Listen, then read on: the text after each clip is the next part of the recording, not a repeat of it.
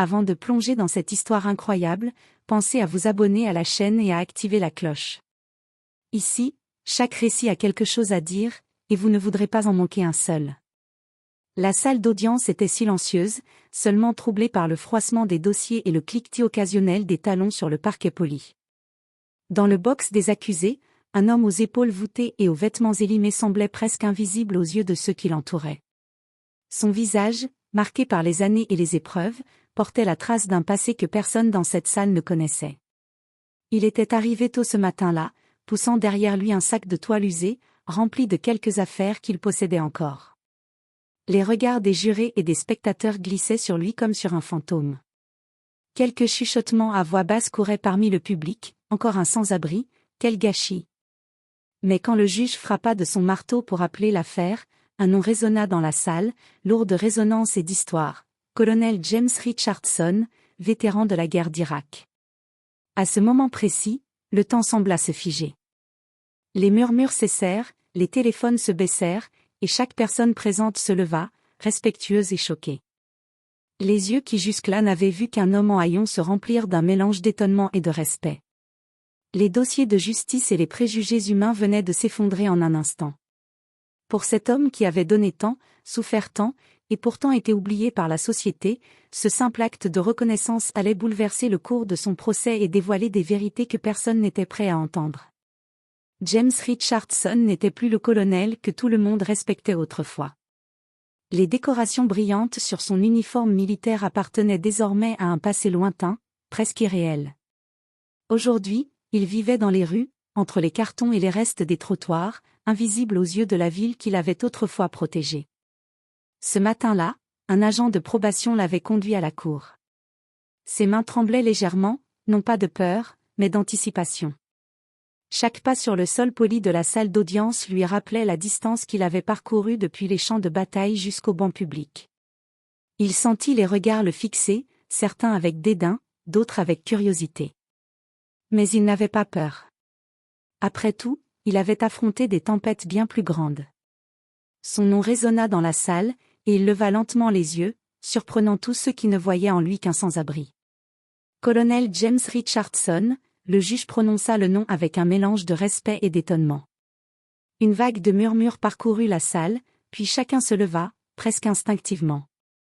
Les souvenirs de ses actions héroïques, des missions secrètes et des sacrifices, semblaient flotter dans l'air, rappelant à tous que l'homme en haillons n'était pas un simple citoyen en difficulté, mais un véritable héros oublié. James inspira profondément. Il savait que cette audience ne serait pas comme les autres. Ce jour-là, il n'allait pas seulement se défendre contre les accusations portées contre lui, il allait montrer à tous que la valeur d'un homme ne se mesure pas à sa tenue ou à sa situation actuelle, mais à ce qu'il a été et à ce qu'il peut encore offrir. Le juge frappa à nouveau le marteau, appelant le procès à l'ordre. James s'installa sur le banc des accusés, les mains jointes sur ses genoux. Son avocat, un jeune homme idéaliste nommé Michael Harper, lui lança un regard rassurant. « Monsieur Richardson, êtes-vous prêt à présenter votre défense » demanda le juge, la voix ferme mais respectueuse. Avant que James ne puisse répondre, une femme s'avança depuis le public. C'était lieutenant-colonel Sarah Mitchell, une ancienne camarade de James lors de missions à haut risque en Irak. Elle portait l'uniforme de la réserve et tenait un dossier volumineux. « Votre honneur, si je peux m'exprimer. » commença-t-elle. La salle se tut instantanément. Je connais cet homme depuis plus de 10 ans. Je peux témoigner de son courage, de son intégrité, et de ses sacrifices incroyables pour ce pays. Chaque mot qu'elle prononçait semblait effacer les préjugés que les gens avaient nourris. Les spectateurs se penchaient en avant, fascinés. Les journalistes griffonnaient frénétiquement dans leurs carnets. James, surpris mais ému, sentit une bouffée de chaleur remonter à sa poitrine, quelqu'un se souvenait de qui il était vraiment. Michael Harper se leva à son tour. « Votre honneur, nous demanderons que les circonstances de la vie de mon client soient prises en compte.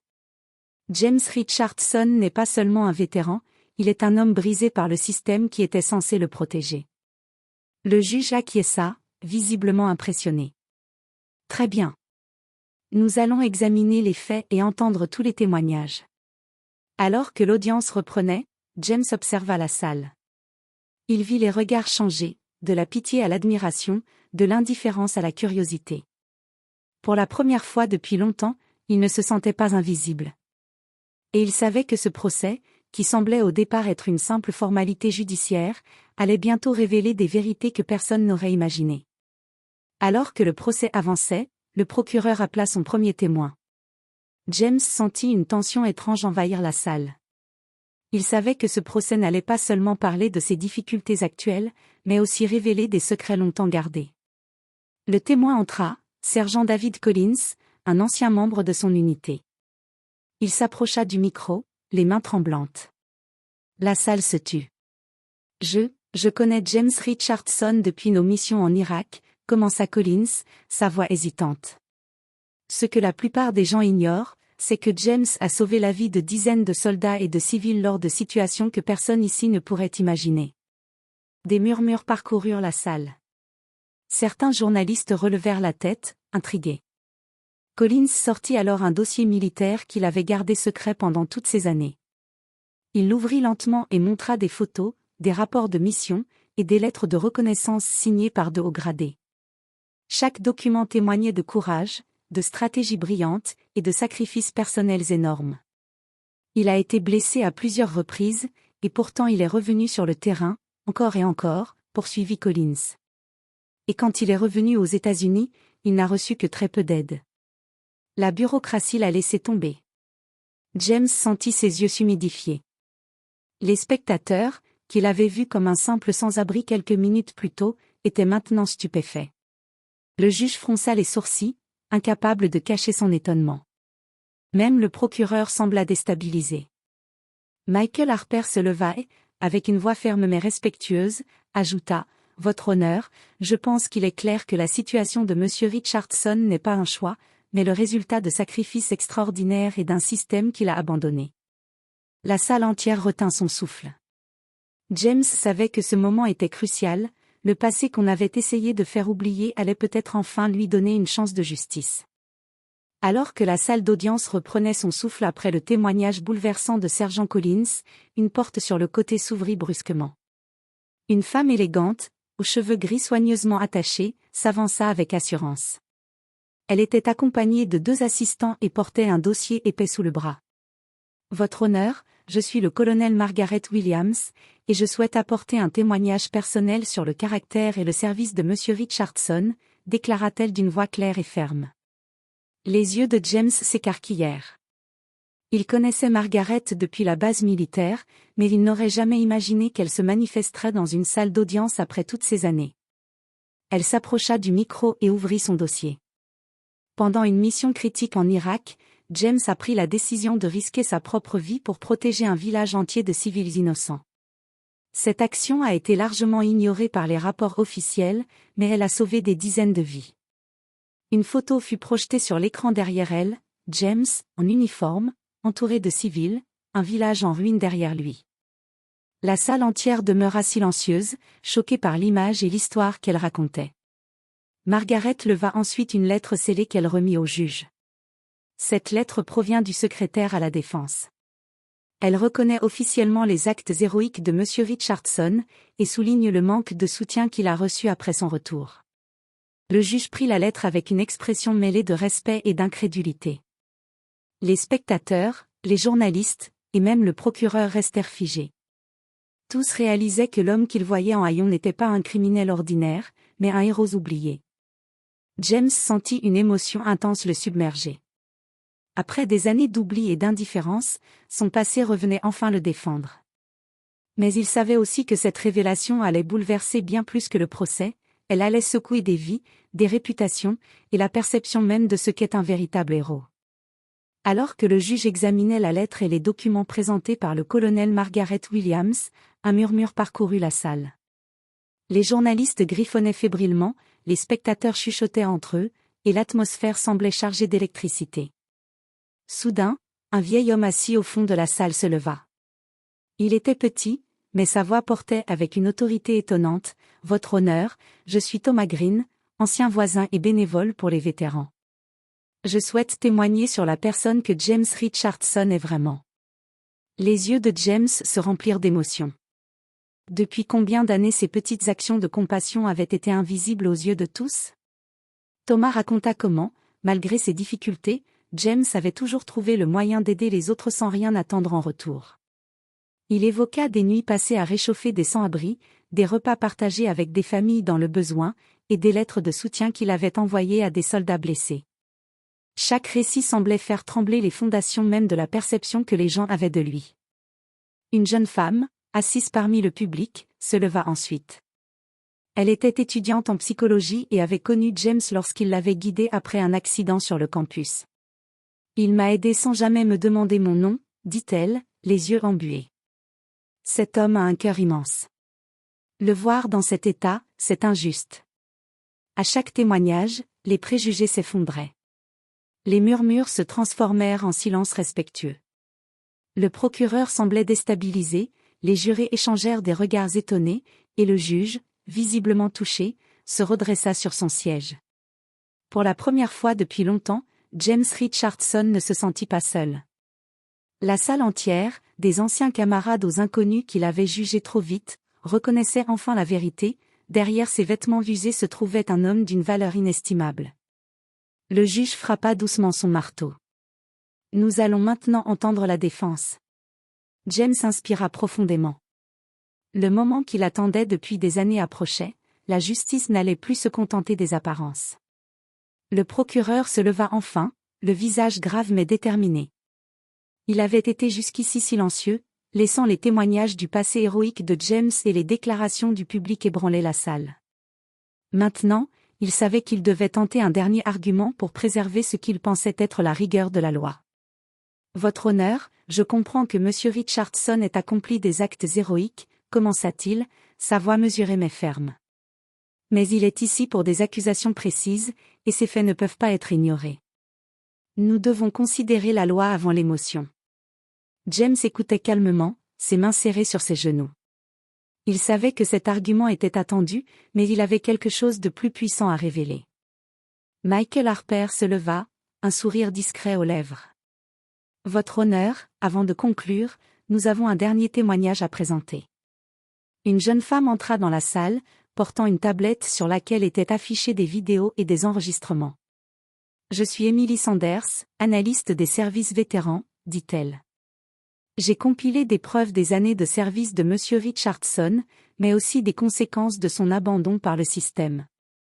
Elle lança une vidéo montrant James, après son retour du front, tentant de naviguer dans un système administratif kafkaïen pour obtenir des soins médicaux et un logement.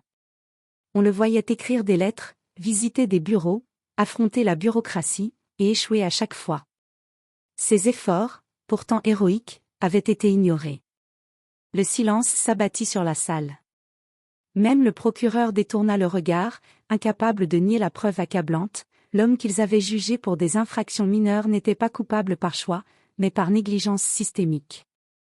Le juge, profondément touché, frappa doucement son marteau. Il est clair que nous devons réévaluer la situation de M. Richardson à la lumière de ces révélations. La justice ne peut pas se limiter à des apparences ou à des formalités. James sentit un poids immense se lever de ses épaules. Après des années d'injustice, la vérité commençait enfin à triompher.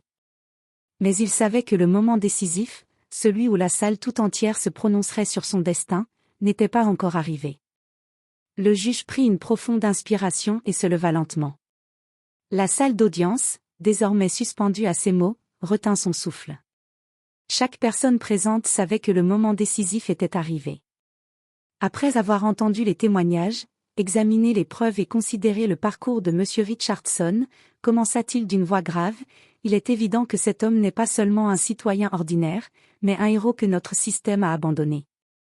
Un silence électrique emplit la pièce. Les journalistes se redressèrent, les spectateurs frémirent, et le procureur, bien que surpris, resta immobile. En conséquence, le tribunal décide que toutes les accusations portées contre le colonel James Richardson sont retirées immédiatement. Un murmure d'incrédulité parcourut la salle. Puis, comme une vague, chaque personne se leva. Les jurés, le public, même certains officiers présents dans la salle se levèrent, reconnaissant enfin l'homme que James était vraiment. James resta assis un instant, incapable de croire ce qu'il venait d'entendre. Les années d'humiliation et d'oubli semblaient s'évanouir en un instant. Les applaudissements, les regards admiratifs et les sourires sincères des témoins et des spectateurs pénétraient droit dans son cœur. Michael Harper s'approcha de lui, les yeux brillants de fierté. « Vous l'avez mérité, colonel », murmura-t-il. James inspira profondément, le cœur gonflé d'émotion. Ce jour-là, il n'avait pas seulement retrouvé sa dignité, il avait rappelé au monde que le courage et le sacrifice ne sont jamais invisibles, même si la société tente parfois de les ignorer. Le juge frappa une dernière fois son marteau, mais cette fois, ce n'était pas un geste formel. C'était un hommage silencieux à un homme que tous venaient de redécouvrir, debout parmi eux, enfin reconnu pour ce qu'il était, un vrai héros. Après la décision historique du juge, James Richardson quitta la salle d'audience sous un tonnerre d'applaudissements. Les spectateurs et les journalistes s'étaient massés près de la sortie, certains voulant serrer sa main, d'autres simplement capturer l'instant avec leurs caméras. Pour la première fois depuis des années, James se sentait vu, entendu et respecté. À l'extérieur, Michael Harper lui tapota l'épaule. « Colonel, nous devons maintenant penser à ce qui vient après. Vous ne pouvez pas rester dans la rue. Il y a des gens prêts à vous aider. » James hocha la tête, une légère hésitation dans les yeux. Il avait passé tant d'années à survivre plutôt qu'à vivre, que l'idée de reconstruire sa vie semblait presque irréelle. Mais il savait qu'il ne pouvait pas ignorer cette chance. Peu de temps après, il reçut un appel inattendu. Une fondation pour les vétérans avait suivi son procès et voulait l'aider à se reloger, à recevoir un soutien psychologique et à trouver un emploi adapté à ses compétences. Une autre organisation lui proposa même de donner des conférences pour partager son expérience, inspirer les jeunes et sensibiliser la société au sacrifice des militaires. James passa ses premiers jours à réfléchir à ce qu'il voulait vraiment. Il réalisa que sa véritable mission ne s'arrêtait pas à la guerre, elle continuait dans le monde civil, où il pouvait aider ceux que la vie avait oubliés, tout comme lui avait été oublié. Un soir, assis sur le balcon de son nouvel appartement, regardant les lumières de la ville, James ressentit un mélange d'émotion et de détermination. Après tout ce qu'il avait traversé, il savait que le chemin serait long, mais il était prêt à le parcourir. Cette victoire au tribunal n'était pas seulement la fin d'une épreuve, mais le début d'un nouveau chapitre, rempli de possibilités et de reconnexion avec la vie qu'il avait longtemps cru perdue. Dans les semaines qui suivirent le procès, James Richardson devint rapidement une figure emblématique. Les médias retraçaient son histoire, mettant en lumière le courage et les sacrifices d'un vétéran oublié. Mais James ne voulait pas que son nom soit seulement un symbole de victoire personnelle, il voulait en faire un instrument de changement. Il commença à travailler avec plusieurs associations pour les vétérans sans abri. Chaque matin, il se rendait dans des centres d'accueil, écoutant les récits de ceux qui, comme lui, avaient été laissés pour compte. Il partageait ses expériences, donnant des conseils, apportant du soutien moral, et surtout, redonnant espoir. Un jour, il rencontra Marcus Williams, un jeune vétéran récemment arrivé dans la ville, brisé par la guerre et le désespoir. James le prit sous son aile, l'aidant à obtenir un logement, un emploi et surtout, à retrouver sa dignité. « Tu n'es pas seul, Marcus », lui dit-il un soir, après une longue journée de démarches administratives. « Nous avons tous traversé l'enfer, mais il y a toujours une sortie. » En parallèle, James accepta des invitations pour parler dans des écoles et des universités. Chaque conférence commençait par son témoignage personnel, de héros de guerre à sans-abri, puis à homme reconnu par la justice et la société. Les étudiants, souvent silencieux au début, étaient touchés par la sincérité de son récit et le courage qu'il avait montré en continuant à avancer malgré tout. Petit à petit, James comprit que son rôle dépassait la simple reconstruction de sa propre vie. Il devenait un pont entre ceux qui avaient servi et la société, un symbole vivant de résilience et de justice. Et dans chaque sourire retrouvé, dans chaque vie qu'il aidait à reconstruire, James retrouvait un peu de la dignité et de l'honneur qu'on lui avait refusé pendant tant d'années. Quelques mois après le procès, James Richardson était devenu un visage familier dans la ville. Les anciens camarades, les journalistes et même des civils qui avaient suivi son histoire venaient souvent le saluer, témoignant d'un respect profond. Mais pour James, ce qui comptait le plus n'était pas la reconnaissance publique, mais la paix intérieure qu'il avait enfin retrouvée. Un matin, il reçut une invitation inattendue, le maire de la ville voulait le rencontrer pour le féliciter de son engagement auprès des vétérans. Lors de cette rencontre, James fut honoré pour ses actions, mais surtout, il fut reconnu pour sa capacité à transformer l'adversité en espoir pour les autres. En sortant de l'hôtel de ville, il croisa le regard de Marcus, le jeune vétéran qui l'avait aidé. Les deux hommes échangèrent un sourire complice, un silence chargé de gratitude et de respect. James comprit alors que son combat personnel avait créé un effet boule de neige, chaque vie qu'il touchait portait désormais sa lumière. Ce soir-là, assis sur le porche de son appartement, James regarda le coucher de soleil. Chaque nuance de rouge et d'or semblait refléter son propre parcours, de la guerre à la rue, puis à la rédemption. Il n'était plus seulement un vétéran ou un sans-abri, il était un symbole vivant de courage, de résilience et de dignité retrouvée. Pour la première fois depuis des années, il sourit pleinement, sachant que, peu importe les épreuves à venir, il avait prouvé une vérité essentielle: la valeur d'un homme ne se mesure pas à ce que la société lui a donné, mais à ce qu'il a su garder de noble en lui-même. Et dans cette ville, désormais, le nom James Richardson résonnait non pas comme celui d'un sans-abri oublié, mais comme celui d'un héros, enfin reconnu et célébré pour ce qu'il était toujours resté, un homme d'honneur.